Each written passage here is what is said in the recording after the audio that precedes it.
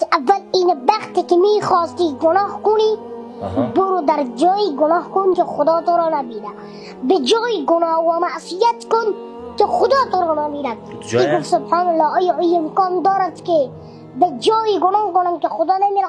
وقتی که امکان ندارد از پدر خود میشرمی، از برادر بزرگ خود میشرمی، او خدایی که با همه عظمت بزرگی تو را میبیند آیا نمیشرمی؟ آیا شرم نمیکنی؟ شرط دوم را بشنو. زمانی که گناه و معصیت برای تو آماده شد در جای گناه کن، در جای گناه کن که ملک خدا و زمین خدا نباشد.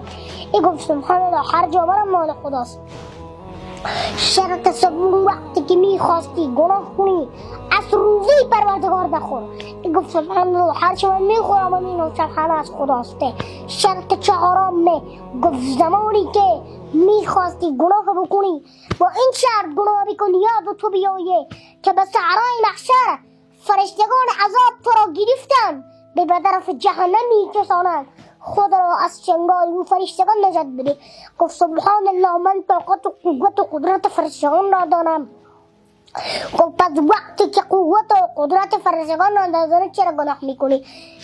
شرط پنجم اگر گناه میکنی این از وقتی که نامه اعمال تو را به صحرای محشر به دست تو دادند و باید تو گفتن که تو این گناه و معصیت را کردی، آنجا انکار بکن گناه نکردم، آنجا انکار بکن.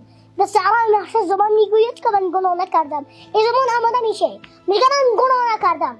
الیوم نختم علی افواههم، در روز قیامت روزی که با این دهن مهر نهاده میشه، الیوم نختم علی افواههم و تکلمنا ایدیهم و تشهد ارجلهم.